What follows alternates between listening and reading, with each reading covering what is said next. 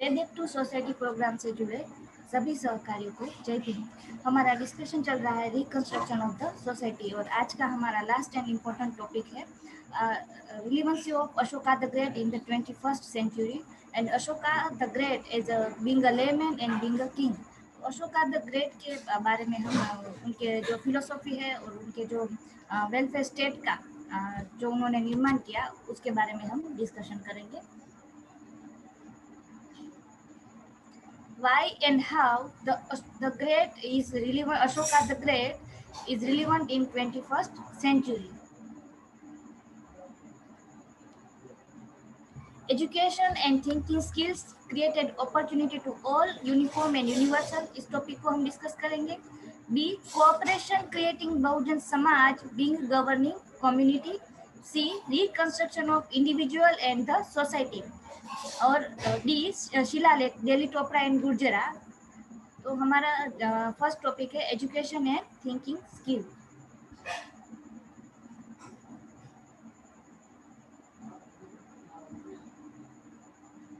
जब हम बात करते हैं कि महान अशोका, उन्होंने कलिंगा वॉर जो बिफोर क्राइस्ट 261 में जब कलिंगा वॉर हुआ और उन्होंने उसके बाद कुछ 3 प्रतिज्ञाएं ली और उन्होंने खुद का रिकंस्ट्रक्शन किया। उन्होंने जो भी उस टाइम ऑब्जर्व किया, जो भी परिस्थिति देखी और उन्होंने खुद का रिकंस्ट्रक्शन किया after experience of Kalinga war. जो कलिंगा वॉर का जो उनको एक्सपीरियंस हुआ उसके बाद उन्होंने खुद का रिकंस्ट्रक्शन किया और पूरे जो उनका प्रजा या उनका जो शासन था उसको भी उन्होंने रिकंस्ट्रक्ट किया।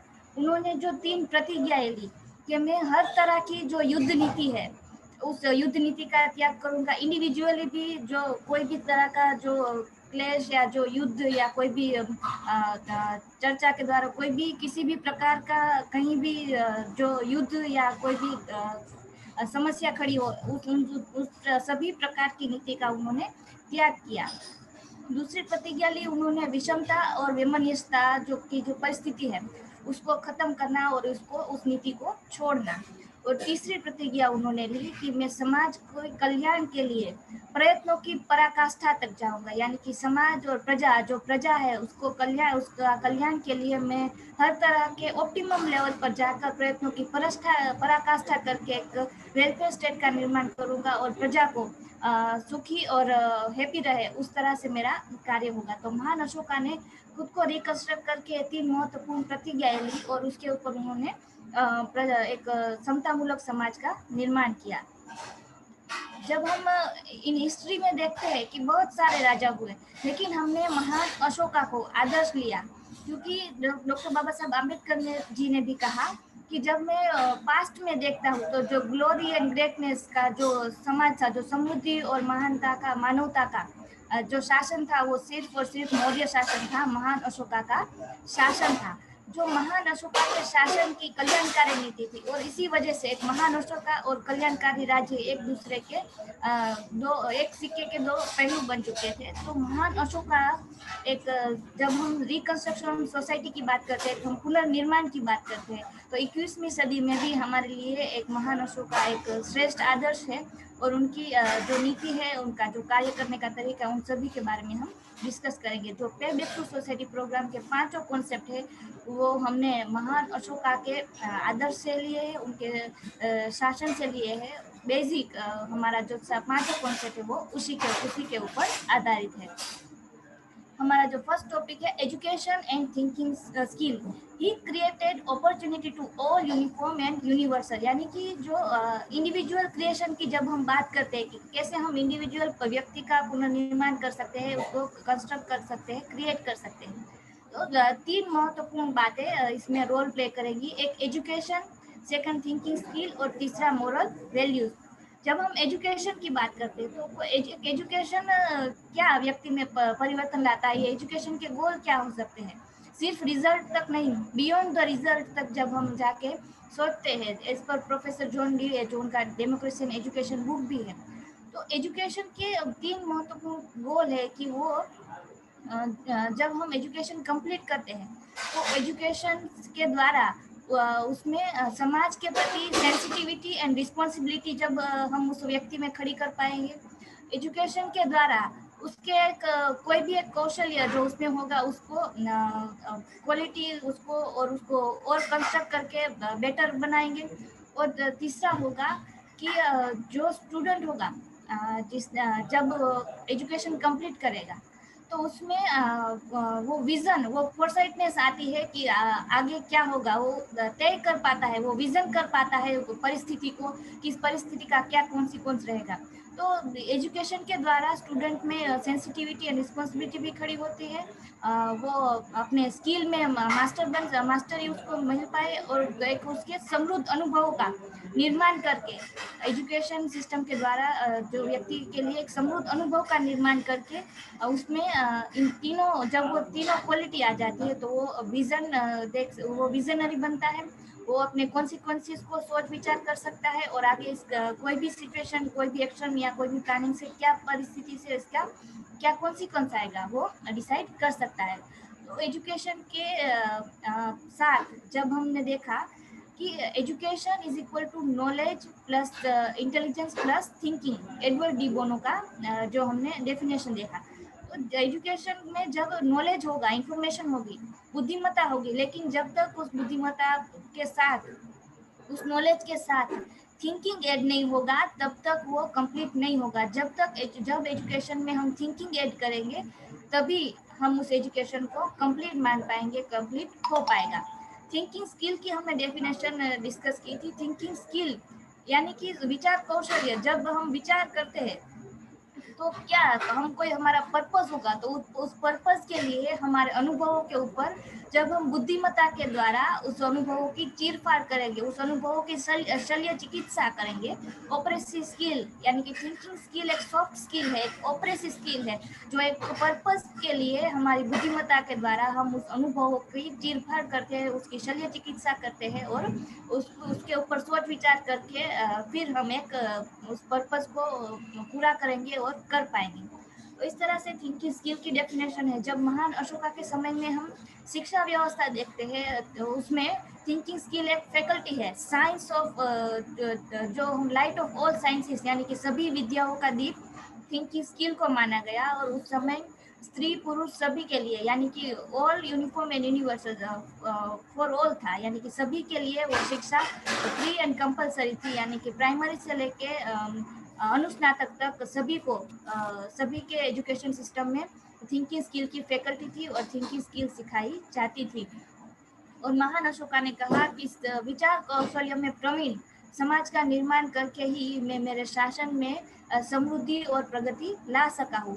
तो इस तरह के थिंकिंग स्किल महान अशोका के समय में एक महत्वपूर्ण शासन में एक महत्वपूर्ण रोल प्ले किया। और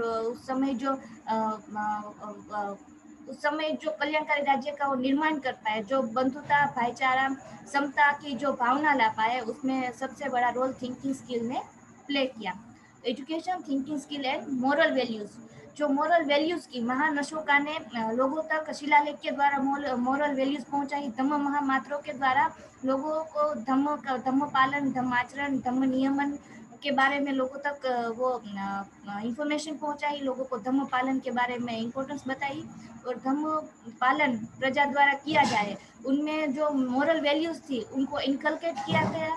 जो एबिलिटी टू कोऑपरेट थी उनको इनकलकेट किया गया मोरल वैल्यूज के द्वारा। और इन्हीं नैतिक मूल्यों के द्वारा वो एक फ्रेटर्निटी का जो वातावरण है, जो माहौल है वो खड़ा कर पाए और जो एबिलिटी टू कोऑपरेट है वो भी खड़ी कर पाए। तो इस तरह से education, thinking skill and moral values एक इंडिविजुअल में जब आते हैं तब एक इंडिविजुअल पर्सनालिटी का क्रिएशन होता है। एक हम पर्सनालिटी को तैयार करते हैं और यही पर्सनालिटी एक इंडिविजुअल एफिशिएंसी से फिर जब एक इंटेलिजेंस क्लास में कन्वर्ट होगी तो एक सोशल एफिशिएंसी बनेगी। थिंकिंग स्किल के बारे में चाणक्य ने लिखा है, प्रदीपः सर्व विद्यानाम उपायः सर्वकर्मणाम आश्रयः सर्वधर्मणाम शश्वदान वीक्षिकी मता। यानी कि the faculty of thinking skill is ever light as the lamp of all sciences, जिसके बारे में हमने आगे भी डिस्कस किया था कि जो अनवीक्षिकी विद्या है वो सभी विद्याओं का दीप है। As the means of all action solutions remedies and as the support of all laws and duties, यानी कि जो थिंकिंग स्किल के द्वारा हम सभी विद्याओं का दीप है, और इसके द्वारा ही कोई भी हमारा एक्शन होगा, कोई भी हमें सॉल्यूशन चाहिए होगा, कोई भी हमारे कर्म समस्या जो भी होगा, वो सभी हम थिंकिंग स्किल के द्वारा समझ पाएंगे, अच्छे से एक्सप्लोर भी कर पाएंगे और अच्छे से इम्प्लीमेंट भी कर पाएंगे। महान अशोका ने कहा कि मैं चप्पल से चप्पल व्यक्ति से कार्य करवाने में सक्षम रहा because of thinking skill.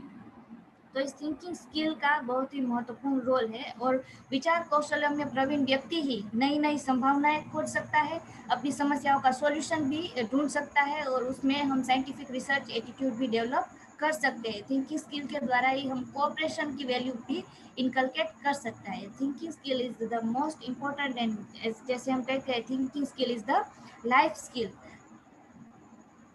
Second topic है cooperation creating Bahujan Samaj being governing community, यानी कि कोऑपरेशन के द्वारा हम बहुजन समाज को एक गवर्निंग कम्युनिटी बना सकते हैं। जैसे कि कास्ट, जाति ने हम सबको अलग अलग ग्रुप में बांट दिया है, जाति के द्वारा हम सब अलग अलग ग्रुप में बांटे हुए, हम उस एनक्लोजनेस के शिकार हुए हैं, जिसकी वजह से सोशल एंडोस्मोसिस की जो हम बात करते हैं वो नहीं कर पाए हैं। Free and very point of discussion and for association हम नहीं क्रिएट कर पाए। लेकिन जब हमारे बीच जैसे जैसे हम इस ग्रुप सिस्टम से, इस कास्ट सिस्टम से निकलेंगे, स्कीमा से निकलेंगे, तो हम एक सहकारिता, जब हमारे बीच सहकारिता आएगी, और जैसे जैसे सहकारिता बढ़ेगी वैसे वैसे कास्ट खत्म होगी, और जब तक कास्ट है तब तक सहकारिता कम रहेगी, लेकिन जब तक सहकारिता जब बढ़ेगी तो हम कास्ट को धीरे धीरे खत्म कर पाएंगे। तो इस तरह से कोऑपरेशन एंड कास्ट एक दूसरे के विरोध शब्द है, विलोम शब्द है, और इन दोनों के जो एक्शन एंड रिएक्शन है वो इस तरह से आएंगे। तो सहकारिता हमारे लिए सबसे बहुत ही महत्वपूर्ण सब्जेक्ट और महत्वपूर्ण पॉइंट है कि हमें सहकारिता का निर्माण करना है। सहकारिता से क्या होगा, कैसे होगा? तो सहकारिता जब हमारे बीच आएगी तो हमारे बीच ट्रस्ट बढ़ेगा। जब हम कोई ग्रुप या कोई भी 2 व्यक्ति 4 व्यक्ति साथ बैठ के डिस्कशन करेंगे, उनके बीच एक सबके बीच ट्रस्ट होगा, एक विश्वास की भावना होगी, तो उससे हमें फ्रीडम आएगी कि हम फ्रीडम जब हम एक दूसरे पे ट्रस्ट करते हैं तो हम एक दूसरे से फ्रीली डिस्कस करते हैं, सही डिस्कशन करते हैं बिना कोई भी हिचकिचाहट के, और हमें कोई भी डिसीजन लेना है तो हम फ्रीडम से आज़ादी से वो डिसीजन ले सकते हैं। तो इस तरह से जब हमारे बीच ट्रस्ट फैक्टर खड़ा हो जाएगा तो वो हमें कोई भी एक्शन करने में, कोई भी डिस्कशन करने में, कोई भी प्लानिंग करने में एक फ्रीडम देगा।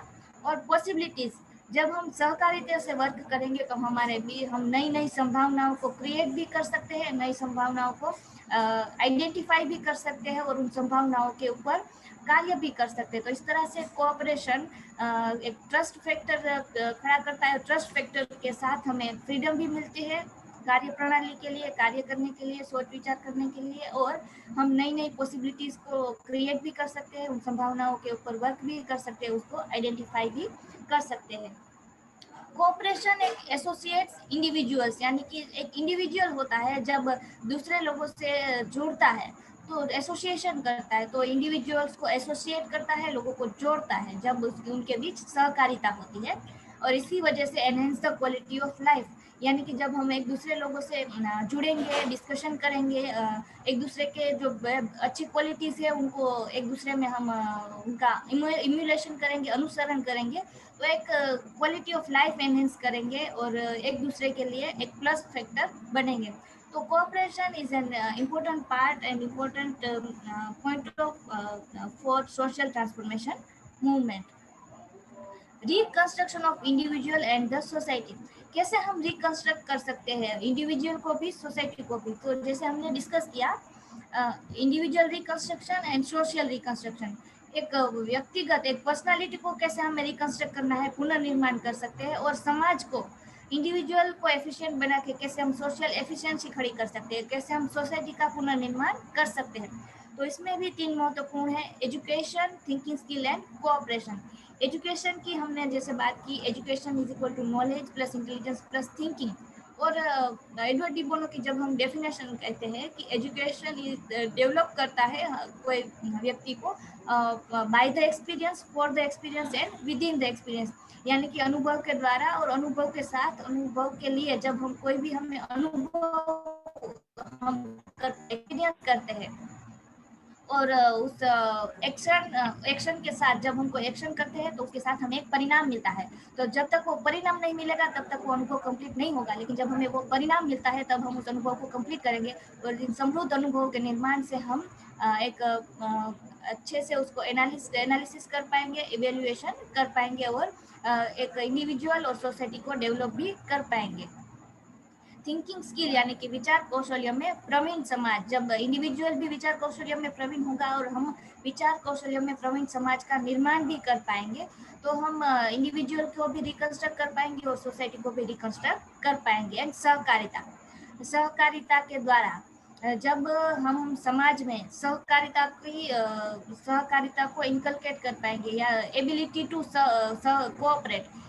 टू कोऑपरेट हम क्रिएट कर पाएंगे समाज के बीच, तब हम सोशल रिकंस्ट्रक्ट अच्छी तरह से कर पाएंगे और समाज को पुनर्निर्माण कर पाएंगे। क्योंकि जब तक कोऑपरेशन नहीं आएगा तब तक हम उस स्कीमा से नहीं निकल सकते, और जब हम उस स्कीमा से निकलेंगे और कोऑपरेशन में आएंगे तो हम हमारा समाज का पुनर्निर्माण भी कर पाएंगे और समाज को जिस दिशा में हमें लेके जाना है उस दिशा में, सही दिशा में हम ले जा सकने में सक्षम होंगे। तो इस तरह से individual reconstruction and society reconstruction हम डिस्कस करेंगे। अशोका द ग्रेट, उनके वैल्यूज, उनकी जो शासन नीति थी, वेलफेयर स्टेट पॉलिसी, कल्याणकारी राज्य की नीति, उन सभी के बारे में डिस्कस करेंगे।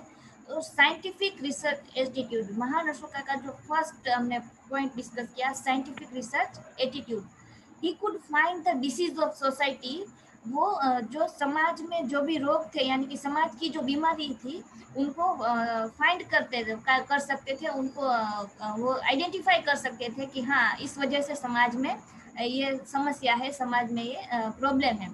Implemented the treatment as a king, यानी कि जब वो as a being a layman, एक सामान्य व्यक्ति के द्वारा वो सोचते थे कि क्या समस्या है, क्या समाज की क्या समस्या है, और राजा की तरह वो उसकी ट्रीटमेंट करते थे, उस ट्रीटमेंट को इम्प्लीमेंट करते हैं। डॉक्टर बाबा साहब अम्बेडकर ने भी अपनी स्पीच में कहा कि हमें कभी भी हमारे समाज की जो बीमारी है पहले तो उनको फाइंड करना है, आइडेंटिफाई करना है, और दूसरा जब हमारे सामने वो बीमारी आती है तो हमें उस बीमारी को कैसे खत्म करना है ये सोचना है, बिना आलस किए उस बीमारी को हम कैसे खत्म कर सकते हैं उसके ऊपर हमें कार्य करना होगा। तो इस तरह से महान अशोका उस डिसीज को, समाज के डिसीज को फाइंड कर सकते थे, करते थे और अपनी उस ट्रीटमेंट कैसे करेंगे, उस बीमारी को खत्म कैसे करेंगे, उस समस्या का समाधान कैसे करेंगे, उसके बारे में अपना इम्प्लीमेंटेशन एज राजा वो करते थे। Out of the box thinking, emulator for the possibilities and creativities, यानी कि हम उनका अनुसरण यानी अनुकरण हम बिना सोच विचार किए करते हैं, लेकिन हम जब अनुसरण करते हैं तो हम एक आदर्श व्यक्तित्व का अनुसरण करते हैं, और सोच विचार करके जब हम वो उसको इमिटेशन करते हैं, उसको अनुसरण करते हैं। तो emulator for the possibilities and creativity, यानी कि वो नई नई संभावनाओं को क्रिएटिविटी को इम्यूलेट करते थे। Created resources for society as a king, राजा की तरह वो उसके साथ ही जब वो पॉसिबिलिटीज का निर्माण करते थे, क्रिएटिविटीज के साथ अपना वर्क करते हैं, तो वो रिसोर्सेज भी खड़ा करते, एक राजा की तरह उसके लिए जो रिसोर्सेज चाहिए उन रिसोर्सेज को भी वो क्रिएट करते थे। रिवोल्यूशनरी, यानी कि उनकी जो भी सिस्टम थी वो एक रिवोल्यूशनरी थी, क्रांतिकारी थी। वो ट्रेडिशनली नहीं उनका वर्क था, जैसे हमने डिस्कस किया कि उनका साइंटिफिक रिसर्च एटीट्यूड था, तो वो रिवोल्यूशनरी उनका वर्क था। ब्रोकन सोशल रिस्ट्रिक्शन, यानी कि जो भी सामाजिक रिस्ट्रिक्शन थे, बंधन थे, उनको उन्होंने वो तोड़ते थे। Implemented social structure based on equality, justice, freedom and fraternity, और जो भी समाज को स्ट्रक्चर करने के लिए जो भी समानता, न्याय, स्वतंत्रता, बंधुता की जरूरत थी उसको वो इम्प्लीमेंट करते हैं। जब हम ब्रोकन सोशल रिस्ट्रिक्शन की बात करते तो उन्होंने बहुत सारे ऐसे ट्रेडिशन थे जिनको उन्होंने तोड़ा, और जो उन्हें गलत लगा उनका उन्होंने विरोध भी किया, और अपने शासन में उन बुराइयों को, उन ट्रेडिशन को खत्म भी किया, रिस्ट्रिक्ट भी किया। जैसे कि उस समय में जो ब्राह्मण वर्ग के कोई व्यक्ति थे, जो जो उस समय के जो रानी थे, उनके महल में उनके जो रहने का अलग से जो व्यवस्था थी, वहां तक वो जा सकते थे। और यही एक पॉइंट था कि जहाँ से ये लोग कमजोरियों को ढूंढ के शासन में अपना पावरफुल पोजीशन बनाए रखे थे।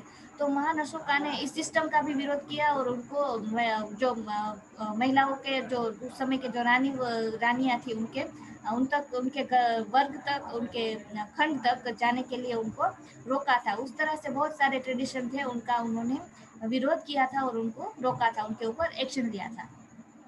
implemented social structure based on equality, justice, freedom and fraternity।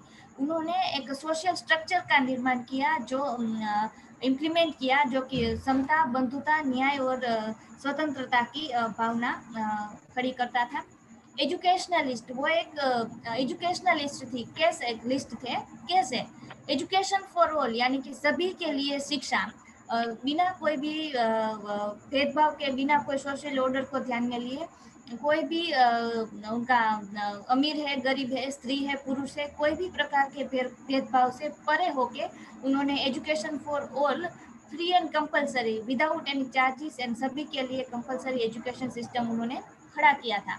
Included thinking skill from primary to higher education, यानी कि थिंकिंग स्किल की फैकल्टी उन्होंने एजुकेशन सिस्टम में इंक्लूड की थी, प्राइमरी से लेके हायर एजुकेशन तक, अनुस्नातक तक।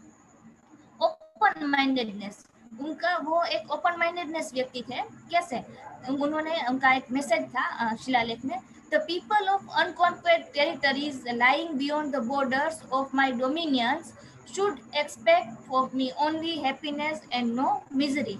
यानी कि मेरे शासन की जो भी सीमाएं है, सरहद है, वहाँ पे जो टेरिटरीज है, जो प्रदेश है, जो मैंने जीते नहीं है लेकिन मेरी सरहद पे है, तो उन सरहद पे रहने वाले लोगों से वो बताते हैं कि आप लोग मुझसे किसी भी तरह की विषमता या डर से नहीं रहे, लेकिन आप सब मुझसे एक ही अपेक्षा रखें, खुशी और शांति की, जो हैप्पीनेस है उसकी मुझसे अपेक्षा रखे, किसी भी तरह की मिजरी की, किसी भी तरह के डिस्प्यूट की, कॉन्फ्लिक्ट की अपेक्षा नहीं रखे। यानी कि वो जो सरहद के आसपास में के जो समाज, जो प्रजा थी, जो व्यक्ति थे, उनके कल्याण के लिए, उनके खुशी के लिए भी वो सोचते थे और उसी तरह से अपनी नीति को इम्प्लीमेंट करते थे।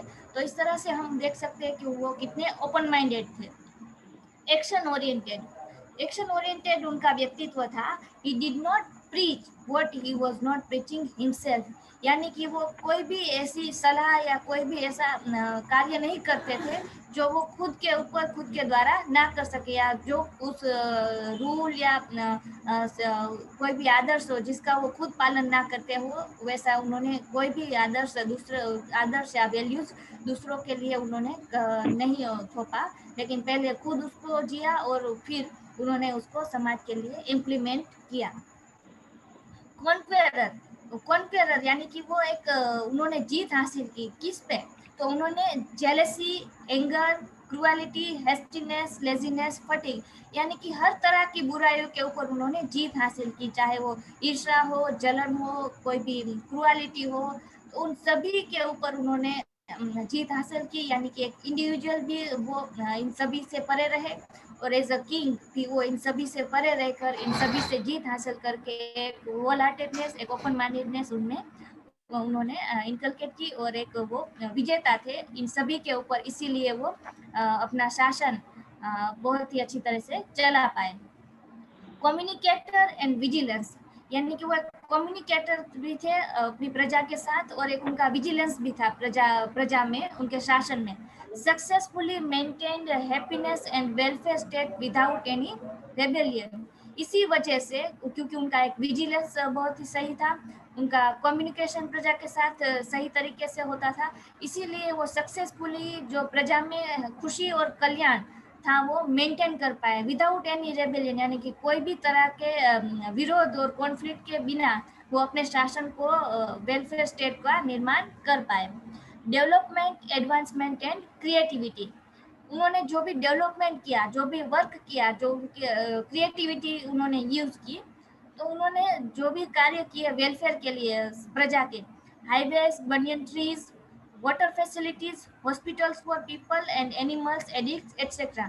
जैसे कि उन्होंने रास्तों के ऊपर वृक्षों को बोया ताकि वहाँ पे चलने वाले लोगों को छाया मिल सके वृक्षों की। उन्होंने ऐसे औषधि जो थी ऐसे छोड़ भी उगाए जिसकी वजह से लोगों को रास्ते पर अगर कोई व्यक्ति बीमार है तो उसको वहाँ से उसकी औषधि मिल पाए और वो अपना इलाज कर सके। इस तरह से भी उन्होंने किया। वो वहाँ से स्वास्थ्य की कुछ किलोमीटर के अंतर पर स्वास्थ्य की सुविधा भी सबके लिए अवेलेबल थी कि वहाँ पे चलने वाले लोग जो सफ़र करते हैं उनको सही समय पर स्वास्थ्य के लिए भी सेवाएं मिल पाए और जो कि प्राणियों के लिए भी थी और मानव व्यक्तियों के लिए भी थी।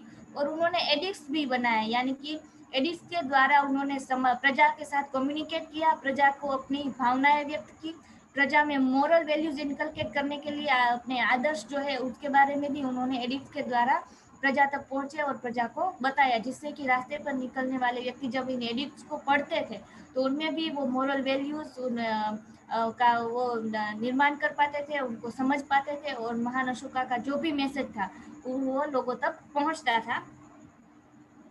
इंडिपेंडेंट यानी कि वो एक स्वतंत्र व्यक्तित्व थे। He had given freedom and independence to the people, यानी कि वो एज अ लेमैन वो खुद भी स्वतंत्र थे और एज अ राजा उन्होंने उनके लोगों जो प्रजा थी उस प्रजा को उन्होंने फ्रीडम भी दी और इंडिपेंडेंस भी दी। Introspection, self examination and reconstruction for welfare state. जब हम बात करते हैं इंट्रोस्पेक्शन की, यानी कि खुद का कठिन परीक्षण करना, कि खुद का मूल्यांकन करना और उसके साथ सेल्फ एग्जामिनेशन यानी कि खुद का भी परीक्षण करना and reconstruction for welfare state, यानी कि जब वेलफेयर स्टेट को रिकंस्ट्रक्ट करना है तो उस प्रक्रिया को भी एग्जामिन करना और सेल्फ इंट्रोस्पेक्शन के साथ वो एक वेलफेयर स्टेट का रिकंस्ट्रक्ट कर पाए। मोरालिटी, क्रिएटेड वेलफेयर स्टेट, यानी कि नैतिकता, जो नैतिकता बोलते हैं कि एक सबसे बड़ी चीज़ है, चाहे इंडिविजुअल लेवल पर बात करें, चाहे हम सोसाइटी की बात करें, चाहे हम सोशल ट्रांसफॉर्मेशन मूवमेंट की बात करें। जब तक व्यक्ति में नैतिकता नहीं होगी तब तक वो अपना कार्य डेडिकेशन, डिटर्मिनेशन और डिवोशन के साथ नहीं कर पाएगा। वो एक वेलफेयर की बात नहीं कर पाएगा या उसको इम्प्लीमेंट नहीं कर पाएगा। एक नैतिक व्यक्ति ही अच्छे तरीके से, सही तरीके से अपने मूवमेंट को, अपने इंडिविजुअल को भी और समाज को भी निर्माण करने में महत्वपूर्ण रोल प्ले करता है। तो इस तरह से नैतिकता के द्वारा ही उन्होंने एक वेलफेयर स्टेट का निर्माण किया। खुद का आचरण भी नैतिक रहा और उन्होंने समाज का आचरण भी, प्रजा का आचरण भी नैतिक रहे, उस तरह से उनके प्रयास रहे। और समाज उस समय के जो समाज और प्रजा है उसमें नैतिकता के मूल्य भी वो इनकलकेट कर पाए और इसीलिए वो एक वेलफेयर स्टेट का निर्माण कर पाए। उनका जो दिल्ली टोपरा एंड गुर्जरा दो महत्वपूर्ण शिलालेख है। तो ये शिलालेख लिखने का पर्पस क्या था, तो इसके बारे में है। This record relation to Dhamma has to be caused to be written by me on stone for the following purpose. उन्होंने कहा कि मैंने इस पत्थर के ऊपर जो रिकॉर्ड, जो बात लिखी है जो धम्मा से रिलेटेड, वो एक क्या उनका पर्पस था। विजुअली दैट पीपल में एक्ट अकॉर्डिंग टू इट, यानी कि लोगों को इस तरह से एक्ट करना, इस तरह से कृति करनी है। एंड दैट इट में endure for a long time, और इसके लिए उनको एक लंबे समय तक कठोर परिश्रम करना है और इसके ऊपर कृति करनी है। And he will act thus will do what is meritorious, और इस तरह से उन लोगों को एक अपना एक्ट करेंगे, इस तरह से उनको अपना जीवन जीना है, अपने जीवन में इन मूल्यों को उतारना है। दिल्ली टोपरा एडिक्ट्स की बात करते हैं हम। किंग प्रियदर्शी यानी कि बिलोव्ड ऑफ बुद्धा। जब हम किंग प्रियदर्शी पढ़ते हैं यानी कि जो बुद्धा का प्रिय है, उस तरह से उसका मीनिंग होता है। This record has been caused to be written by 26 year after my coronation, यानी कि उनका शासन के 26वें जो साल था तब उन्होंने ये दिल्ली टोपरा का एडिक्ट्स लिखवाया था। Happiness in this world and in the next is difficult to seek without, यानी कि जो हैप्पीनेस है, खुशी की जब हम बात करते हैं वो विश्व और अगर हमें इन फ्यूचर भी इसको बनाए रखना है तो उसके लिए हमें इन 5 क्वालिटीज का निर्माण करना होगा। ये 5 क्वालिटीज जो हम देखते हैं कि इंटेंस लव ऑफ धम्मा, यानी कि धम्म के प्रति हमारा एक इंटेंस लव होना चाहिए, धम्म के प्रति हम एक जागरूक अवेयर होने चाहिए और धम्म का पूरी निष्ठा और नैतिकता से हम पालन करते होते चाहिए। यहाँ पे जब हम धम्म की बात करते हैं तो धम्म यानी कि धर्म नहीं, धम्म यानी कि वे ऑफ लाइफ, हम कैसे जीवन जीना है उसके बारे में जो डिस्कशन हम करते हैं उसके बारे में अशोका ने धम्म का पालन के बारे में प्रजा तक मैसेज पहुंचाया। रिगोरियस सेल्फ एग्जामिनेशन, यानी कि हमें खुद का इंट्रोस्पेक्शन करना है, रिगोरियस कठोरता के साथ, क्योंकि हम ऐसे दूसरों के बारे में तो हम कोई भी कमेंट भी कर सकते हैं, उनको ऑब्जर्व भी कर सकते हैं, जजमेंट भी दे सकते हैं, लेकिन जब तक हम खुद का कड़ा परीक्षण नहीं करेंगे तब तक हम खुद को रिकंस्ट्रक्ट भी नहीं कर पाएंगे और खुद को एफिशिएंट भी नहीं बना पाएंगे। तो हमें एक रिगोरियस सेल्फ एग्जामिनेशन करना है, हमें खुद का कठिन परीक्षण करना है, और कठिन परीक्षण के द्वारा ही हम इंडिविजुअल भी खुद को भी एफिशिएंट भी बना पाएंगे और रिकंस्ट्रक्ट भी कर पाएंगे। इम्प्लिसिट ओबेडियंस और टू एल्डर्स, यानी कि हमारे जो बड़े हैं, जो बुजुर्ग हैं, उनका हमें पूरा आदर मान सम्मान करना है। ग्रेट फियर ऑफ सीन, यानी कि हमारे अंदर वो डर होना चाहिए कि हमसे कुछ गलत ना हो जाए, हम कुछ भी ऐसा अनैतिक कार्य ना करें या कोई गलत कार्य ना करें, तो उसका भय हमारे अंदर होना चाहिए। An excessive zeal in cause of dhamma, और धम्म के पालन के लिए हमारे अंदर एक उत्साह होना चाहिए कि हम धम्म का उत्साह के साथ सही तरीके से सही वे में पालन कर सके, और इसके लिए हमें हमेशा ही उत्साहित रहना चाहिए। जब हमें ये 5 क्वालिटीज आएगी तब हम एक इंडिविजुअल का भी रिकंस्ट्रक्ट कर सकते हैं और एक समाज का भी निर्माण कर सकते हैं। तो इसीलिए अशोका ने कहा कि हम समाज में जब हैप्पीनेस की बात करते हैं, एक सुखी समाज के निर्माण की बात करते हैं, वेलफेयर समाज और वेलफेयर स्टेट के निर्माण की बात करते हैं, तो हमें इन 5 पॉइंट्स को ध्यान में रखना है। But verily owing to my exhortation, this yearning for Dhamma and love of Dhamma have increased and will further increase among my people day by day. और इसके द्वारा जो धम्म के प्रति जो प्रेम है, जो धम्म के प्रति जो निष्ठा है, वो डे बाय डे इंक्रीज होगी, बढ़ेगी, और आज भी अभी भी बढ़ेगी और इन फ्यूचर भी वो हमेशा ही बढ़ती ही रहेगी। And my officers, whether superior, inferior, or middle rank, are conforming to the practice of Dhamma and practicing the duties associated with Dhamma. They are capable of urging others to do the same. यानी कि जो मेरे officers है, जो अधिकारी वर्ग है, चाहे वो सुपीरियर हो, हाई लेवल पे हो, चाहे वो मध्यम लेवल पे हो या इंफीरियर हो, लेकिन वो सभी अधिकारी उस धम्म की प्रैक्टिस करेंगे, धम्म का पालन करेंगे, और ये पालन वो प्रजा से भी करवाएंगे और प्रजा को भी वो कैपेबल बनाएंगे, वो कैपेबल रहेंगे कि प्रजा से भी वो धम्म का पालन कर पाए, प्रजा को इसका उनका प्रैक्टिस और ड्यूटीज जो एसोसिएटेड विद धम्मा है वो प्रजा भी कर पाए। इस तरह से उन्होंने अपने ऑफिसर्स को भी तैयार किया कि वो सेम वो भी इस धम्म का पालन करें, प्रैक्टिस करें। The Mahamatras in charge of bordering district are also acting in the same way, यानी कि जो महामात्र थे, जो हर एक सीमा पे बॉर्डरिंग पे, यानी कि जो उनके शासन की अलग अलग सीमा थी, वहाँ पे वो अपना वर्क करते थे, तो वहाँ पे भी वो ऐसी तरह से धम्म को प्रैक्टिस भी करेंगे और पालन भी करेंगे। For this indeed are the rules for them, governing people according to Dhamma, यानी कि जब वो प्रजा के लिए जब वो अपना शासनिक कार्य करते हैं तो वो धम्मा के अकॉर्डिंग करेंगे, धम्म को ध्यान में रख के करेंगे। Administering justice to them according to dhamma, यानी कि न्याय के लिए जब वो न्याय के लिए जो भी उनका कार्य करेंगे तो वो भी वो धम्मा को ध्यान में लेके करेंगे, धम्मा के नियमों के आधार पर करेंगे। Causing happiness to them according to dhamma, यानी कि धम्मा के द्वारा जो हैप्पीनेस हम समाज में खड़ी कर पाएंगे या फैला पाएंगे, तो उस हैप्पीनेस को भी इस धम्मा के आधार पर हम समाज में क्रिएट कर पाएंगे। And protecting to them according to dhamma, और हमें उनको प्रोटेक्ट करना है, सिक्योर करना है, एक उनको किसी भी तरह की कोई भी समस्या ना आए और उनको प्रोटेक्शन मिले, उनका ट्रस्ट खड़ा हो, ट्रस्ट प्रजा का ट्रस्ट बना रहे, इसके लिए हमें उनको प्रोटेक्ट भी करना है अकॉर्डिंग टू धम्मा। तो ये 5 उन्होंने उनके महामात्र है, उनको भी उन्होंने मैसेज दिया। जो गुर्जरा एथिक्स है उसके बारे में भी हम डिस्कस करेंगे। जो गुर्जरा एडिक्ट्स का नाम पड़ा क्योंकि वहां से महान अशोका गुजरे थे, यानी कि वहां से वो निकले थे, इसीलिए उसको गुर्जरा एडिक्ट्स बोला जाता है।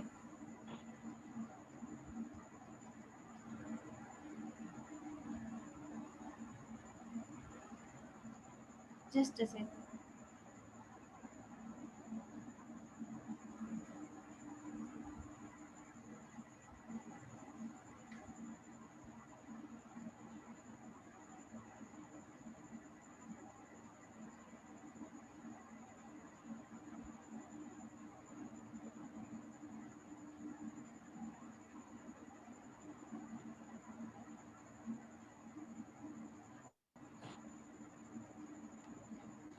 हेलो प्रियंका भाई। यस सर, गुर्जरा एडिक्ट्स की जब हम बात करते हाँ, हैं, जिसमें उन्होंने बताया कि डेलिब्रेट एफर्ट्स फॉर अनमिंगलनेस, यानी कि हमारे जो डेलिब्रेट एफर्ट्स होने चाहिए वो हमेशा एक क्लियर होने चाहिए, ट्रांसपेरेंसी के साथ हमें अपने एफर्ट्स करने हैं। Express your self in minimum words, यानी कि बहुत ही कम शब्दों का यूज करके हमें हमारे जो व्यक्तित्व है उसको एक्सप्रेस करना है। रिस्पेक्ट फॉर एल्डर्स, यानी कि हमसे बड़ों के लिए एक रिस्पेक्ट हमें करनी है। हमारे जो बुजुर्ग है, हमसे बड़े हैं, उनको हमेशा से सम्मान के साथ हमारा बिहेवियर एटीट्यूड रहना चाहिए। मिनिमम सीड, यानी कि कम से कम हमें संचय करना है। एक्शन ओरिएंटेशन, यानी कि हमें एक्शन ओरिएंटेशन यानी कि कृतिशील रहना है, बिना किसी भी तरह की आइडलनेस के हमें कृतिशील रह के अपना कार्य करना है।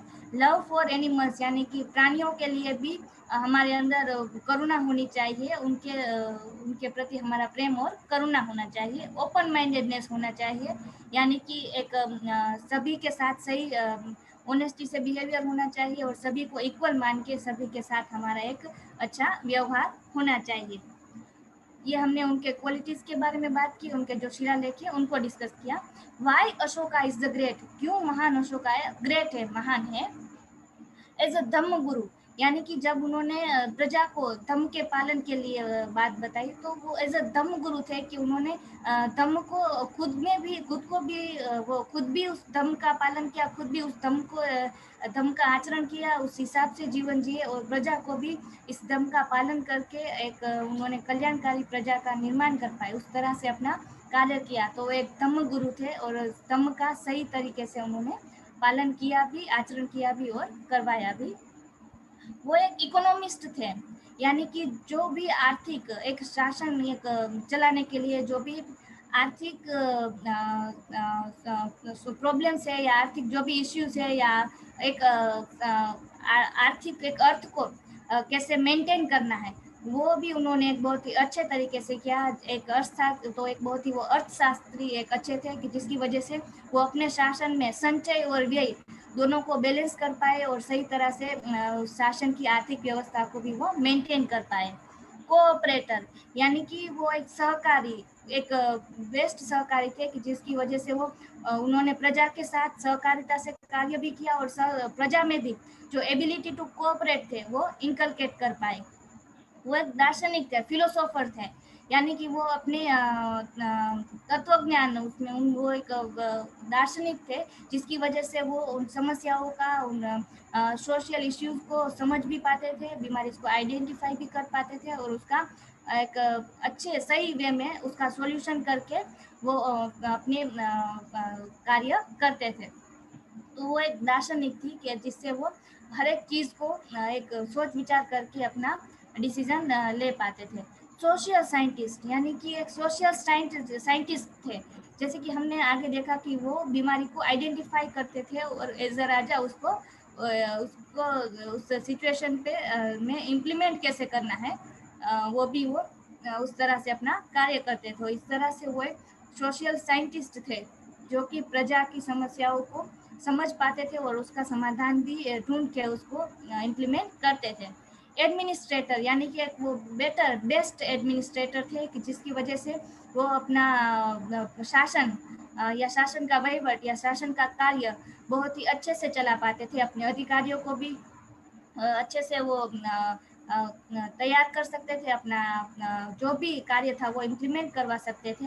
और उस समय जो कम से कम पुलिस थी, तो उस व्यवस्था उन्होंने ऐसी निर्माण की जहाँ पे कम से कम पुलिस का ज़रूरत पड़े तो कम से कम पुलिस पे उनका खर्च कम से कम रहा उस शासन में, और ज़्यादा से ज़्यादा खर्च उन्होंने एजुकेशन शिक्षा के लिए किया, जिसकी वजह से वो उनको पुलिस का कम ज़रूरत पड़ा, लेकिन एजुकेशन के द्वारा समाज में वो वैल्यूज़ निर्माण कर पाए, वो एक श्रेष्ठ समाज का निर्माण कर पाए, एक समतामूलक समाज का निर्माण कर पाए, जिसकी वजह से वो पुलिस का उनको कम ज़रूरत पड़ा और पुलिस के सैन्य के जो खर्च थे उसमें उनका खर्च भी बहुत कम रहा, और एजुकेशन में उन्होंने एक ज़्यादा अपना दिया अपना ध्यान। तो इस तरह से वो एक बेस्ट एडमिनिस्ट्रेटर भी थे।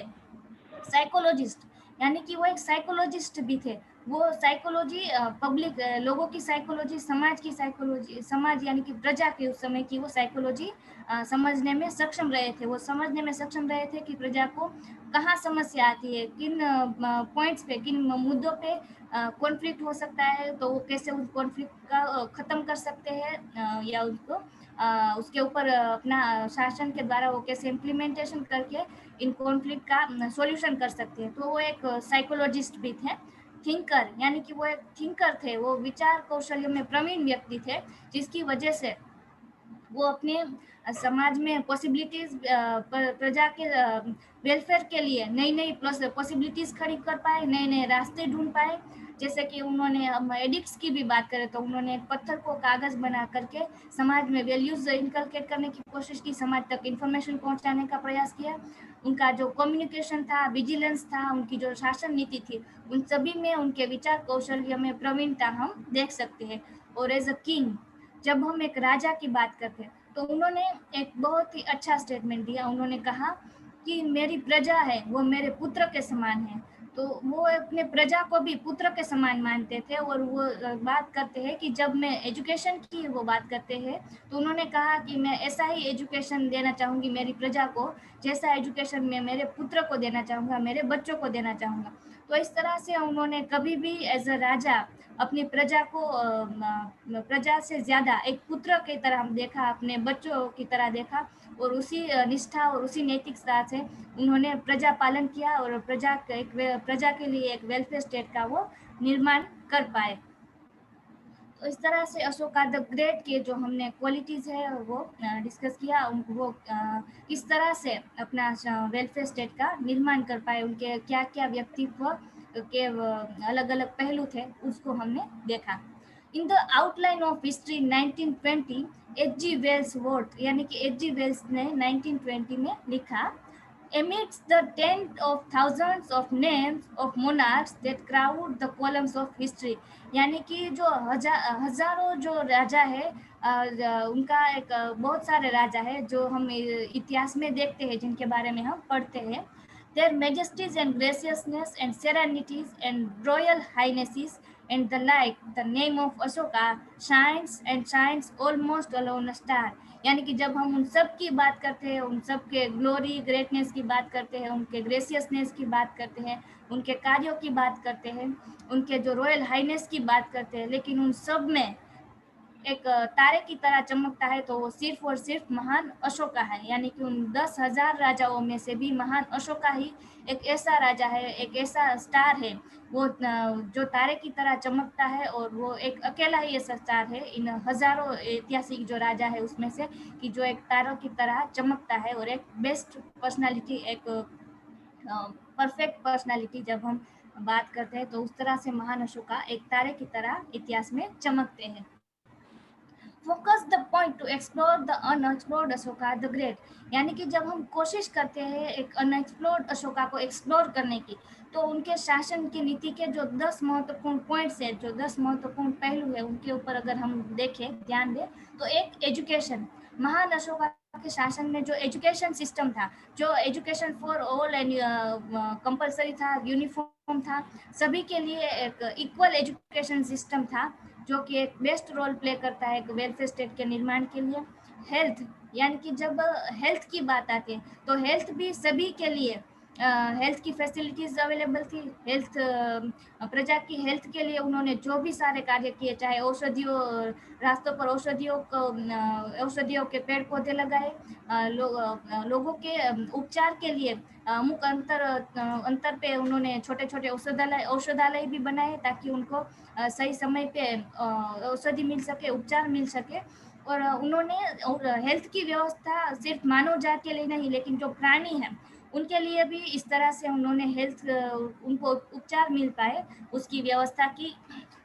इक्विटी एंड डिग्निटी, यानी कि इक्विटी की जब हम बात करते हैं, इक्वालिटी यानी सभी के लिए, लेकिन जब हम इक्विटी की बात करते हैं, यानी कि जब प्रजा में या समाज में कोई एक व्यक्ति कहीं कम है, कहीं पिछड़ा हुआ है, तो उसको हमें एक मेन स्ट्रीम में लाने के लिए उसको कुछ ज़्यादा टूल हमें प्रोवाइड करने होंगे। जब हम उनको ज़्यादा टूल प्रोवाइड कर पाएंगे, उसको इक्विटी दे पाएंगे, तो वो भी मेन स्ट्रीम में आके सभी के साथ इक्वल रह पाएंगे और उनकी डिग्निटी जो है वह भी मेंटेन कर पाएंगे, डिग्निटी लाइफ जी पाएंगे। तो इस तरह से उन्होंने प्रजा में इक्विटी का भी ध्यान रखा और डिग्निटी का भी ध्यान रखा। फ्रीडम एंड इंडिपेंडेंस, यानी कि उनके शासन में सभी को एक स्वतंत्रता दी कि सभी अपने अपना जीवन है वो अपने हिसाब से जी पाए। उनके उनके ऊपर किसी भी तरह की कोई भी बाइंडिंग्स ऐसी नहीं लगा पाई कि जिससे वो अपना डिसीजन या खुद को अच्छे से अपना जीवन ना जी पाए। इंट्रोस्पेक्शन, यानी कि वो खुद का भी इंट्रोस्पेक्शन करते थे, एक रिगोरियस सेल्फ इंट्रोस्पेक्शन की हमने आगे बात की, तो वो खुद का इंट्रोस्पेक्शन करते थे कि कहाँ वो गलत है, क्या है, और उसके हिसाब से वो आगे अपना इवेल्युएशन करके और साथ ही अपनी जो नीतियाँ थी उनका भी इंट्रोस्पेक्शन करके अपनी नीतियों को भी अच्छे से इम्प्लीमेंट करते थे।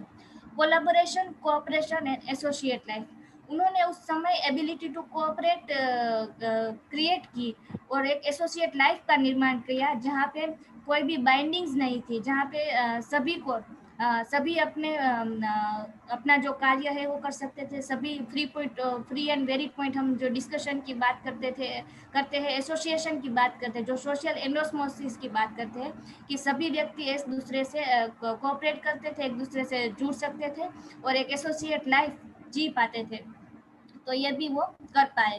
डेवलपमेंट, एडवांसमेंट एंड क्रिएटिविटी, यानी कि वो डेवलपमेंट भी कर पाए अपने समाज में, जो भी उन्होंने अपनी क्रिएटिविटी और जो भी एडवांसमेंट किया, जैसे शिलालेखों का निर्माण किया और भी उन्होंने अपने कार्य किए प्रजा पालन के लिए और प्रजा के वेलफेयर के लिए, उनकी फैसिलिटीज़ के लिए, वो सभी भी हमें देखना है। कम्युनिकेशन एंड विजिलेंस, उनका जो कम्युनिकेशन सिस्टम था एंड विजिलेंस सिस्टम था, जिसकी वजह से उन तक सही इन्फॉर्मेशन पहुंच पाती थी और उस सही इन्फॉर्मेशन के द्वारा वो एक सही नीति प्रजा के ऊपर इम्प्लीमेंट कर पाते थे, प्रजा को सही समय पर सही फैसिलिटीज पहुंचा पाते थे। Foreign policy and peaceful coexistence relationship, यानी कि जो उनकी विदेश नीति थी, जो पीसफुल उनकी विदेश नीति थी, कि वो उन्होंने युद्ध नीति का त्याग किया और सभी से पीस एंड मैत्री एंड करुणा से उनका बिहेवियर रहा। और जो भी उनका शासन और उनके शासन के अलावा भी जो अन्य शासन थे उनके साथ उनका एक बहुत ही अच्छा रिलेशनशिप, एक पीसफुल रिलेशनशिप वो मेंटेन कर पाए। रिमार्केबल वेलफेयर स्टेट, या उन्होंने एक वेलफेयर स्टेट का निर्माण किया। एक रिमार्केबल, जब हम वेलफेयर स्टेट का बात करते हैं तो वो निर्माण कर पाए। इस तरह से हमने महान अशोका के लाइफ के जो उनके जो 10 इम्पोर्टेंट जो इनकी नीतियाँ थी प्रजा के और शासन के वेलफेयर के लिए, एक वेलफेयर स्टेट के निर्माण के लिए, उनको ध्यान में लेके हम महान अशोका को और एक्सप्लोर कर सकते हैं। इस तरह से हमने महान अशोका के शासन 21वीं सदी में कैसे रिलीवेंट है उसके बारे में भी डिस्कशन किया, उनके शिलालेखों के बारे में भी हमने डिस्कस किया। और महान अशोका एक एज ए इंडिविजुअल उनके जो अलग अलग पहलू थे, कि किस तरह से वो उनका सोच विचार था, वो कैसे साइकोलॉजिस्ट थे, सोशल साइंटिस्ट थे, उन सभी के बारे में भी हमने डिस्कस किया। The Ashoka's reign will become, it will create the fearless each one, यानी कि महान अशोक का राज आएगा और हम सबको भयमुक्त बनाएगा। Thank you. जय भीम, जय भारत।